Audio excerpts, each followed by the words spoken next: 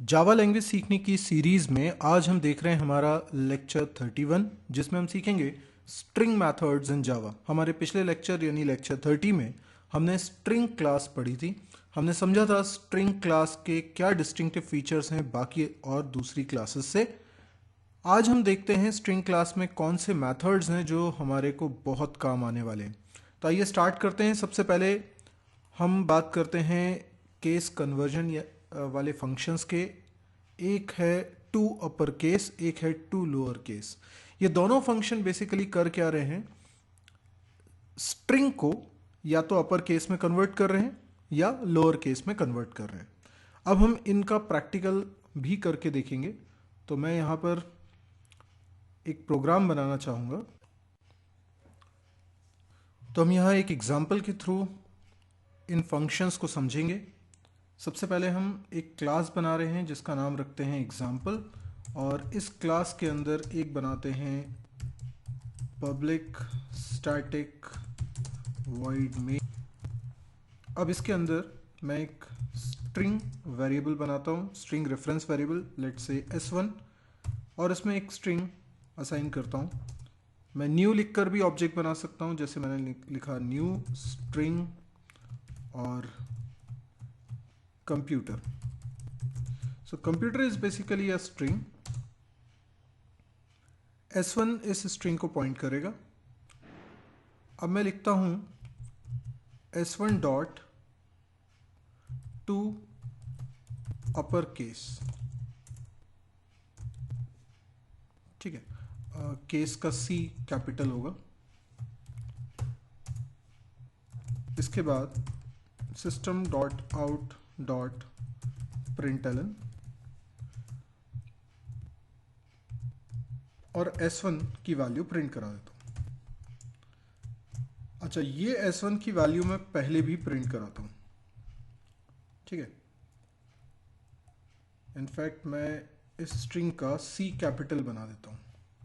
तो initially C capital है computer का, बाकी सब स्मॉल लेटर्स में लिखा हुआ है, तो पहले तो एज इट इज़ प्रिंट होना चाहिए। उसके बाद मैं लिखता हूँ S1 dot to lower case, और फिर से हम इसको प्रिंट करा देते हैं। ये हमारा बन गया प्रोग्राम। आई होप आपको समझ में आ रहा होगा क्या होना चाहिए इस प्रोग्राम में। सबसे पहले जो स्ट्रिंग हमने लिखी है कंप्यूटर, वो एज इट इज़ प्रिंट होनी चाहिए। फिर हम उसे अपर केस में कन्वर्ट करेंगे, फिर प्रिंट कराएंगे, फिर लोअर केस में कन्वर्ट करेंगे, फिर प्रिंट कराएंगे। तो इस प्रोग्राम को सबसे पहले तो मैं कंपाइल कर लेता हूँ, एग्जाम्पल डॉट जावा। ये स्ट्रिंग कंपाइल, ये जावा फाइल कंपाइल हो गई है, और अब मैं इस प्रोग्राम को रन कर रहा हूँ, जावा एग्जाम्पल।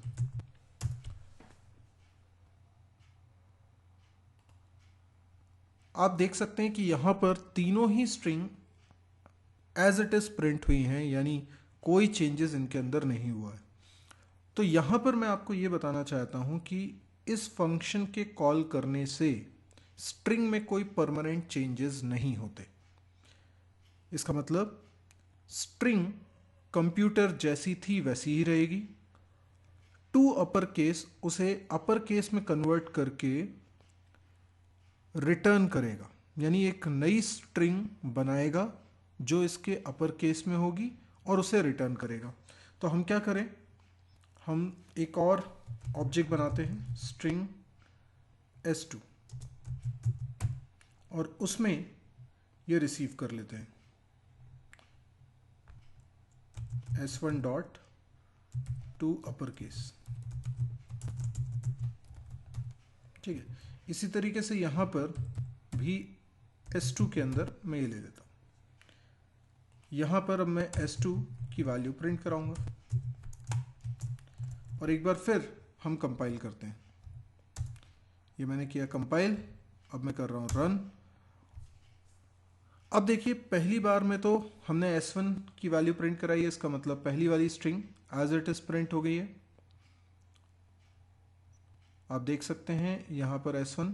उसके बाद हमने टू अपर केस फंक्शन को कॉल किया जिसने रिटर्न किया स्ट्रिंग जो S2 के द्वारा रेफर होगी।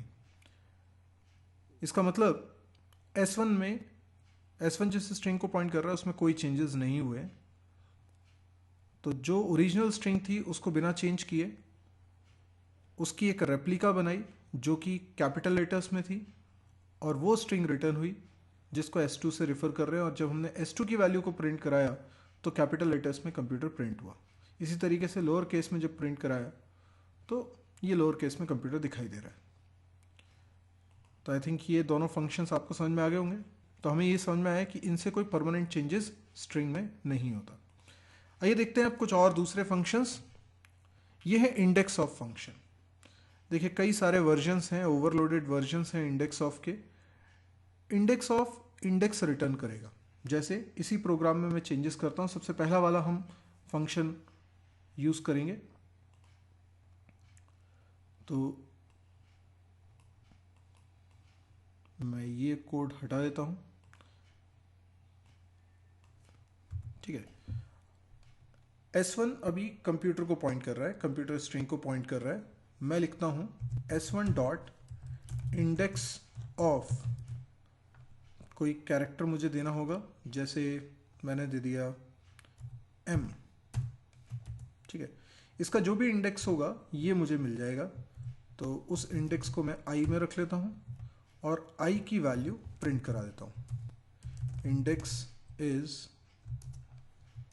और इसमें कंकैटिनेट कर देता हूँ I की वैल्यू। ठीक है, अब मैं इसको कंपाइल करता हूँ और फिर रन करता हूँ। देखिए इंडेक्स कितना आ रहा है 2, विच मीन्स कंप्यूटर स्ट्रिंग का इंडेक्स M का 2 है, इंडेक्स C का कितना है 0, O का कितना है 1, M का कितना होगा 2। इंडेक्स ऑफ फंक्शन में एक और है जिसमें हम ये बताते हैं कि स्टार्ट कहाँ से करना है सर्च। बेसिकली जब कंप्यूटर में M सर्च किया जा रहा था तो वो बाय डिफ़ॉल्ट शुरुआत से ही सर्चिंग कर रहा था, यानी इंडेक्स नंबर 0 को पहले उसने चेक किया, 1 को चेक किया, 2 को चेक किया, जैसे ही उसे M मिला उसने उसका इंडेक्स रिटर्न किया। पर अगर मैं इसको बोलूं कि सर्च करो इंडेक्स नंबर 3 से, तो इसका मतलब ये हो जाएगा कि वो 0 इंडेक्स से सर्च नहीं करेगा, वो इंडेक्स नंबर 3 से सबसे पहले कंपेयर करेगा। यानी PUTER, इतने सबस्ट्रिंग में P से स्टार्ट करते हुए एक एक कैरेक्टर को कंपेयर करेगा कि M आ रहा है क्या। अगर कहीं M आ रहा है तो उसका इंडेक्स वो रिटर्न करेगा। अभी फिलहाल M नहीं आ रहा तो रिटर्न करना चाहिए इसे -1। तो देखते हैं क्या रिटर्न करता है। ये मैंने कंपाइल किया, ये रन किया, तो -1 रिटर्न होने का मतलब है कि वो कैरेक्टर उस स्ट्रिंग में नहीं है जहाँ से आप सर्चिंग कर रहे थे। तो इंडेक्स ऑफ फंक्शन का ये वर्जन जिसमें दूसरा आर्ग्यूमेंट था फ्रॉम इंडेक्स, यानी वो इंडेक्स नंबर जहाँ से हमें सर्चिंग करनी है। हम कैरेक्टर की अभी तक सर्चिंग कर रहे थे, हम स्ट्रिंग की भी सर्चिंग कर सकते हैं, यानी सब स्ट्रिंग की भी सर्चिंग कर सकते हैं। किस तरीके से देखिए, जैसे मैं यहाँ पर M की जगह पर लिख देता हूँ UTER, तो UTE ऐसे है ना, तो ये बीच में से मैंने एक सब स्ट्रिंग निकाली है। तो UTE क्या है, कंप्यूटर स्ट्रिंग के अंदर एक सब स्ट्रिंग, और इसका इंडेक्स क्या है। देखिए C को अगर अपन 0 बोलते हैं, O को 1, M को 2, P को 3, U को 4, तो ये रिटर्न करना चाहिए 4। ठीक है, तो देखते हैं, मैं पहले इसको कंपाइल करता हूँ, अब मैं इसको रन कर रहा हूँ। देखिए 4 आ रहा है, तो हमें ये भी वर्जन समझ में आया। अब हम इसमें भी दूसरी वैरायटी को देखते हैं जिसमें हम स्टार्टिंग इंडेक्स बता सकते हैं कहाँ से सर्चिंग करना स्टार्ट करना है। तो जैसे UTE है और मैं बोलता हूँ इंडेक्स नंबर 2 से सर्च करो, कोई फ़र्क नहीं पड़ेगा, आंसर अभी भी 4 आएगा, क्योंकि अभी भी अगर हम देखें इंडेक्स नंबर 2 तो वह M का इंडेक्स है, तो M के बाद M से वो सर्चिंग करना स्टार्ट करेगा और UTE उसे बाद में ही मिलेगा। लेकिन अगर मैं 2 की जगह पर लिखता सपोज करिए 4, तो 4 पे भी मुझे आंसर मिल जाता 4, क्योंकि मैंने इंडेक्स स्टार्ट स्टार्टिंग इंडेक्स बोला है 4, तो इंडेक्स नंबर 4 से ही सर्चिंग करना स्टार्ट करेगा। तो देखिए मैं इसको कंपाइल रन करके बताता हूँ आपको। आप देख सकते हैं ये कंपाइल रन किया, अभी भी 4 आ रहा है, दैट मीन्स परफेक्टली ओके। अब इसमें एक और वैरायटी होती है लास्ट इंडेक्स ऑफ, यानी अभी तक हम सर्चिंग लेफ्ट टू राइट कर रहे थे, अब हम सर्चिंग राइट टू लेफ्ट करेंगे, तो लास्ट इंडेक्स ऑफ। तो देखिए एक प्रोग्राम और बनाता हूं और इसके अंदर मैं लिखता हूं last index of, last index of, और कैरेक्टर दे देता हूं लेट्स से m, वही कैरेक्टर दिया, पर ये लास्ट इंडेक्स से सर्चिंग करेगा, यानी वो सर्चिंग करेगा कंप्यूटर के R से, RETU इस तरह से कंपेयर करना स्टार्ट करेगा। तो देखते हैं इसका आउटपुट क्या आता है।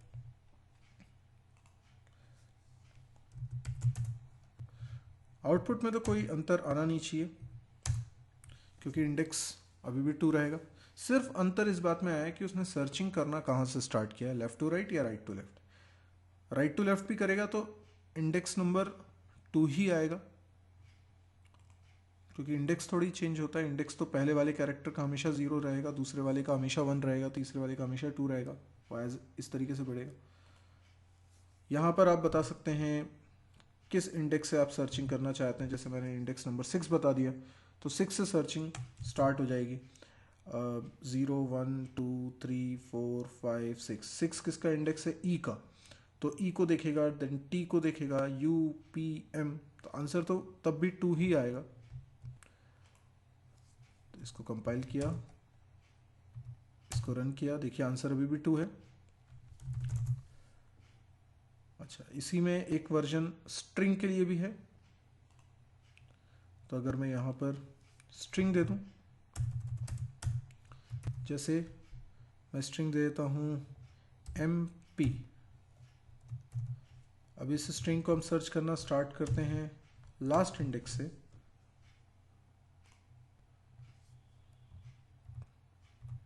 ये कंपाइल किया मैंने, अभी आप खुद देखिए इसका आउटपुट क्या होना चाहिए, MP ये रहा, तो इसका भी आंसर 2 ही होना चाहिए क्योंकि इंडेक्स बताना है, स्टार्टिंग इंडेक्स इस सब स्ट्रिंग का।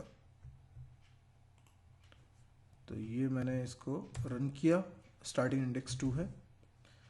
अभी यहाँ पर अगर मैं बोल दूँ कि इंडेक्स नंबर 1 से स्टार्ट करो, तो इसका मतलब है O से देखना स्टार्ट करेंगे, पर क्योंकि राइट टू लेफ्ट जा रहे हैं तो O के बाद C को देखेंगे, तो ये तो कभी मिल नहीं पाएगा, तो आंसर आना चाहिए इसका -1। देखिए ये कंपाइल किया मैंने, ये रन किया, आंसर इज -1। तो ये सारे हो गए लास्ट इंडेक्स ऑफ फंक्शंस। अगर हमें दो स्ट्रिंग्स को कंपेयर करना है तो स्ट्रिंग क्लास में 3 तरह के फंक्शंस हैं। एक तो इक्वल्स मेथड है जिसको हमने पिछले लेक्चर में भी देखा था। इक्वल्स फंक्शन क्या करता है, बुलियन टाइप की वैल्यू रिटर्न करता है, ट्रू या फॉल्स। अगर दो स्ट्रिंग इक्वल होंगी तो ये रिटर्न करेगा ट्रू। तो जैसे मैंने यहाँ पर एक स्ट्रिंग ऑब्जेक्ट बनाया हुआ है S1 जिसको पॉइंट कर रहा है, एक और स्ट्रिंग ऑब्जेक्ट बना लेता हूँ S2 जिसको पॉइंट करेगा स्ट्रिंग, और इसके अंदर जो स्ट्रिंग रख रहा हूँ वो डिफरेंट रख रहा हूँ। देखिए डिफरेंट क्या है, मैंने C इसमें पहली वाली स्ट्रिंग में कैपिटल बनाया है, दूसरी वाली में स्मॉल बनाया है। अब मैं फंक्शन कॉल कर रहा हूँ S1 डॉट इक्वल्स फंक्शन में मैंने S2 कर दिया पास। इक्वल्स फंक्शन क्या रिटर्न करेगा, ट्रू या फॉल्स, तो मैं इसे इफ में लिख देता हूं। यदि इक्वल्स ने रिटर्न किया ट्रू तो इफ कंडीशन चल जाएगी और हम लिख देंगे स्ट्रिंग्स आर सेम, ठीक है। और यदि ये फॉल्स होता है तो एल्स में आ जाएंगे, और इसके अंदर लिख देंगे स्ट्रिंग्स आर नॉट सेम। ठीक है। अभी हमें मालूम है कि दोनों के सी डिफरेंट है, एक स्मॉल में एक कैपिटल में, इसलिए ये इक्वल्स फंक्शन फॉल्स रिटर्न करेगा और प्रिंट होगा स्ट्रिंग्स आर नॉट सेम। करके देखते हैं। एक बार मैंने कंपाइल किया। ओह, सेमीकोलन लगाना भूल गया हूँ मैं, सेमीकोलन यहाँ आएगा। ठीक है, ये मैंने इसको कंपाइल किया, कंपाइल हो गया। अब मैं इसको करने जा रहा हूँ run. Strings are not same, ठीक है। अच्छा, अगर यहाँ पे ये सी दोनों का स्मॉल होता, यानी दोनों स्ट्रिंग एग्जैक्टली सेम होती, तो ये कंडीशन ट्रू हो जाती। एक बार कंपाइल करता हूँ, फिर रन किया, देखिए स्ट्रिंग्स आर सेम। लेकिन कई बार ऐसा भी होता है कि मुझे केस इनसेंसिटिव कंपैरिजन करना होता है। अभी ये इक्वल्स फंक्शन ने जो कंपैरिजन किया है वो केस सेंसिटिव है, यानी अगर स्मॉल लेटर और कैपिटल लेटर का डिफरेंस है तो उसे अलग अलग स्ट्रिंग माना जाएगा, वो कैरेक्टर्स को सेम नहीं मानेगा। लेकिन हम चाहते हैं कि वो स्मॉल सी हो या कैपिटल सी हो, उसको एक ही माने।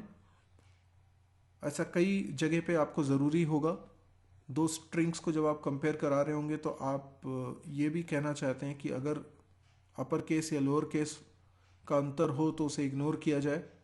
तो हम जिस फंक्शन को कॉल करेंगे वो इक्वल्स नहीं होगा, वो होगा इक्वल्स इग्नोर केस। तो इक्वल्स इग्नोर केस कैसे यूज़ होगा, यहाँ पे मैंने आर्ग्यूमेंट मेंशन नहीं किया है, यहाँ पे एक आर्ग्यूमेंट पास करना होगा, सम स्ट्रिंग, राइट। तो अब मैं यहाँ पे कॉल करता हूँ इक्वल्स इग्नोर केस। अच्छा, अभी फ़िलहाल मैं दोनों स्ट्रिंग को अलग अलग कर देता हूँ। पहली स्ट्रिंग में कंप्यूटर का सी कैपिटल है, दूसरे में स्मॉल है। इक्वल्स इग्नोर केस भी ट्रू फॉल्स रिटर्न करता है, पर यह केस इनसेंसिटिव कंपैरिजन करता है।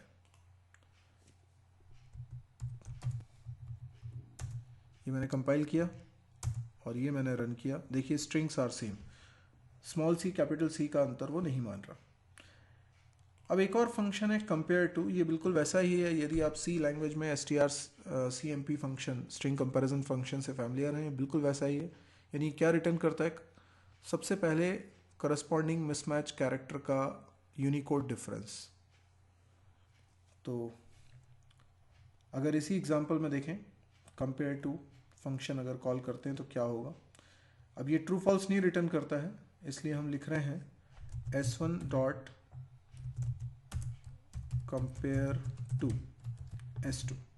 तो s1 s2 का कंपैरिजन हो रहा है और जो रिजल्ट आएगा वो मैं एक वेरिएबल i में रख लेता हूँ। अब i की वैल्यू क्या आती है, यदि i की वैल्यू इक्वल टू 0 i तो स्ट्रिंग सेम है, नहीं तो यदि i की वैल्यू ग्रेटर देन 0 i तो इसका मतलब है स्ट्रिंग सेम तो नहीं है, लेकिन जो पहली वाली स्ट्रिंग है और दूसरी वाली स्ट्रिंग है ये डिक्शनरी ऑर्डर के अपोजिट ऑर्डर में है। क्योंकि यूनिकोड का जब डिफरेंस देखेंगे तो बड़े में से अगर छोटे को घटाएंगे, जैसे आपको अगर नहीं समझ में आ रहा है तो मैं इसको एक एग्जांपल से बताता हूँ। देखिए, ये दोनों स्ट्रिंग थी s1 और s2 और दोनों स्ट्रिंग में सिर्फ c के कैपिटल स्मॉल का अंतर था और कोई अंतर नहीं है।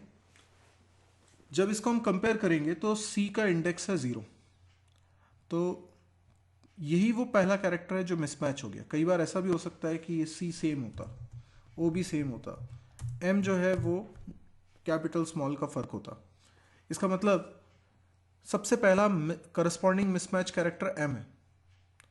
देखिए c तो हम यहाँ पे जब भी कंपैरिजन करते हैं तो करस्पॉन्डिंगली कंपैरिजन होता है, यानी c का पहले वाले इंडेक्स का पहले वाले इंडेक्स से, यानी c का c से, o का o से, m का m से, p का p से, इस तरीके से कंपैरिजन होगा दो स्ट्रिंग्स का।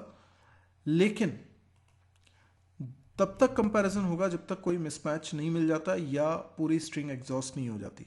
अब पहला कैरेक्टर जब कंपेयर किया तो एग्जैक्टली सेम रहा, दूसरा कैरेक्टर कंपेयर किया तो एग्जैक्टली सेम रहा, लेकिन तीसरा कैरेक्टर कंपेयर किया तो वो सेम नहीं रहा। अब अगर ये स्ट्रिंग s1 से पॉइंट हो रही है और ये s2 से पॉइंट हो रही है और हमने लिखा है s1 डॉट कंपेयर टू और पास किया s2, तो क्या होगा, S1 पहले है, S2 बाद में। तो S1 वाली स्ट्रिंग का कैरेक्टर और S2 वाली स्ट्रिंग का कैरेक्टर, वो करस्पॉन्डिंग कैरेक्टर जो मिसमैच हुए, उनका डिफरेंस। तो capital M minus small m। अब कैपिटल M का मतलब है यूनिकोड ऑफ कैपिटल M और स्मॉल m का मतलब है यूनिकोड ऑफ स्मॉल m। अब यूनिकोड कैपिटल M का क्या होता है, तो इट इज़ 77। ओके, तो कैपिटल M का यूनिकोड होता है 77। इसमें से हम माइनस करेंगे स्मॉल m का यूनिकोड, तो यूनिकोड क्या होता है 109।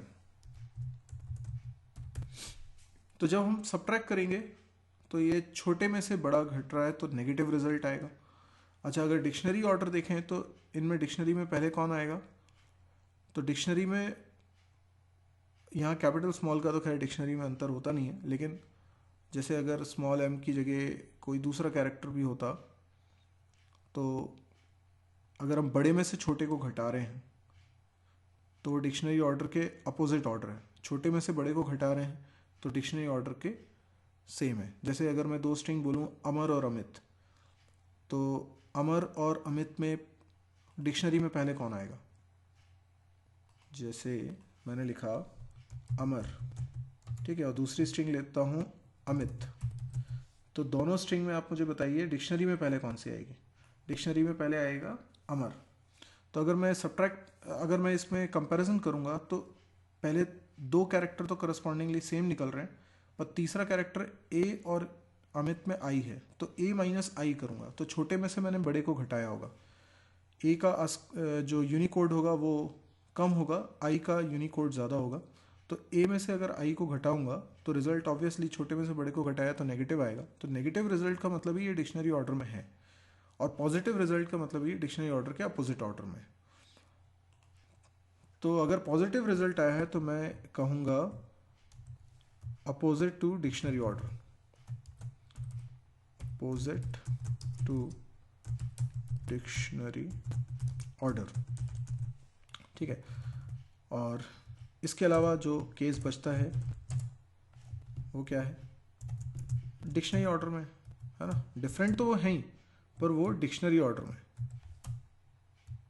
ये मैंने लिख दिया डिक्शनरी ऑर्डर। तो ये तीन तरह के मैसेज हैं। तो अभी तक हमने देखा जो बाकी के फंक्शंस थे ये रिटर्न कर रहे थे ट्रू फॉल्स, लेकिन ये रिटर्न कर रहा है वैल्यू। तो बाकी के दोनों फंक्शन से तो हमें सिर्फ इतना पता चलता है इक्वल्स और इक्वल्स इग्नोर केस से कि स्ट्रिंग सेम है या नहीं, पर कंपेयर टू से ये भी पता चलता है कि उनका डिक्शनरी ऑर्डर क्या है। इस प्रोग्राम को एक बार रन करके देखते हैं। ये मैंने कंपाइल किया और ये मैंने रन किया। देखिए डिक्शनरी ऑर्डर, क्योंकि हमने पहली वाली स्ट्रिंग में कैपिटल सी लिया हुआ है तो उसका यूनिकोड कम है और स्मॉल सी का यूनिकोड ज़्यादा है, इसलिए नेगेटिव रिजल्ट आ रहा होगा। नेगेटिव रिजल्ट मतलब लास्ट वाला एल्स चलेगा। सब स्ट्रिंग निकालने के लिए हमारे पास फंक्शन है जिसमें हम बिगिनिंग इंडेक्स बता सकते हैं या बिगिनिंग इंडेक्स और लास्ट इंडेक्स दोनों बता सकते हैं। तो कंप्यूटर में से अगर मुझे सब स्ट्रिंग निकालनी है तो मैं किस तरीके से निकालूंगा, देखिए यहाँ पर फंक्शन का नाम सब स्ट्रिंग, और देखिए सब स्ट्रिंग में सभी कुछ स्मॉल लेटर्स में ही लिखा हुआ है, सब स्ट्रिंग। तो अगर मैं लिखता हूँ s1.s2 सब स्ट्रिंग, सॉरी s1.substring, तो मुझे क्या बताना पड़ेगा, स्टार्टिंग इंडेक्स। तो मैंने अगर इंडेक्स बोल दिया 4 किसका इंडेक्स है, अगर पहली वाली स्ट्रिंग को देखिए आप, मैं दूसरी वाली हटा ही देता हूँ, तो कंप्यूटर में 4 इंडेक्स किसका है, 0 1 2 3 4 यू का। तो UTER ये रिटर्न हो जाएगा, और इसको मैं प्रिंट कराना चाहता हूँ तो मैं एक और ले लेता हूँ और S2 प्रिंट करा दूंगा, ठीक है, ये प्रिंट करा दिया।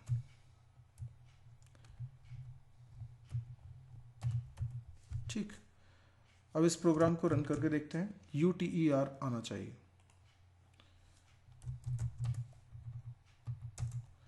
कंपाइल किया, ये रन किया, UTER आ रहा है। अब हम ये करते हैं कि इसमें एंड इंडेक्स भी बता देते हैं। अब जैसे मैंने यहाँ दे दिया 2 और यहाँ दे दिया 4, चलिए 4 देता हूँ। इसमें 2 इंडेक्स को इंक्लूड किया जाएगा, 4 इंडेक्स को इंक्लूड नहीं किया जाएगा, मतलब 2 3 दैट्स इट। तो स्ट्रिंग की स्टार्टिंग होगी, सब स्ट्रिंग की स्टार्टिंग होगी इंडेक्स नंबर 2 से। इंडेक्स नंबर 2 पे है m, और इंडेक्स नंबर 3 पे है p, और इंडेक्स नंबर 4 पे u है, लेकिन हमें 4 को इंक्लूड नहीं करना है। यानी जो दो वैल्यू दे रहे हैं स्टार्टिंग इंडेक्स और एंड इंडेक्स, उसमें स्टार्टिंग इंडेक्स को तो इंक्लूड करना है पर एंड इंडेक्स को इंक्लूड नहीं करना है। तो देखते हैं इसका आउटपुट क्या आता है। ये कंपाइल किया, ये रन किया, देखिए MP आ रहा है, u नहीं आ रहा है, जो मैं आपसे कह रहा था। तो इस तरीके से आपने देखा सबस्ट्रिंग फंक्शन। फंक्शंस और भी हैं, आप उनको एक्सप्लोर कर सकते हैं, लेकिन कुछ फंक्शंस जो बहुत ही यूज़फुल हैं वो मैंने आपसे डिस्कस किए। यदि आपको ये वीडियो पसंद आया हो, इन फंक्शंस का यूजेज आपको समझ में आया हो, तो आप इस वीडियो को तो लाइक करें, पर अगर आपको लगता है कि ये बहुत यूज़फुल है कई लोगों के लिए, तो आप इसे अपने फेसबुक वॉल पे भी पोस्ट करिए, ताकि बहुत सारे लोगों को इसका फ़ायदा मिले। यदि आप चाहते हैं कि इस तरह के और वीडियोस जब मैं अपलोड करूं तो उसकी जानकारी आपको मिले, तो इस चैनल को ज़रूर सब्सक्राइब करिए। आप देखिए वीडियो के जस्ट नीचे एक सब्सक्राइब की बटन दी हुई है, उस पर आप क्लिक करिए, उसके ऊपर चैनल का नाम भी लिखा है। यदि आप चाहें तो उस चैनल के नाम पर क्लिक करें तो आपको चैनल का होम पेज दिखेगा, जहाँ पे आपको मेरे इस चैनल पे जितने वीडियोज़ हैं उनकी लिस्ट मिल जाएगी। फिर भी आपके पास एक और तरीका है जिससे कि आप इजीली वीडियोस देख सकते हैं। आप मेरी वेबसाइट को विजिट करिए www.mysirji.com। इस वेबसाइट पे मेरे सारे चैनल्स के लिंक हैं। सारे चैनल से मतलब ये चैनल जावा का है, तो इस तरह से डेटा स्ट्रक्चर का अलग है, सी का अलग है, C++ का अलग है, DBMS है, PHP है। तो ये सारे चैनल्स के लिंक आपको इस साइट पे मिलेंगे। आपको वहाँ पे वीडियोस की लिस्ट भी मिलेगी, बहुत ऑर्गेनाइज वे में वहाँ पे आपको सभी लिंक्स मिलेंगे, तो आपको वहाँ पे ढूंढना बहुत आसान होगा। आपका जो भी इंटरेस्ट एरिया है, आप वही वाले वीडियो देखना चाहते हैं, तो आपको आसानी से इस साइट पर वो सारी चीज़ें उपलब्ध हो जाएंगी। तो यदि आपको लगता है कि इसमें कोई डाउट आपको आ रहा है, इस वीडियो में कोई डाउट है, तो आप कमेंट के ज़रिए भी मेरे से पूछ सकते हैं। Thank you.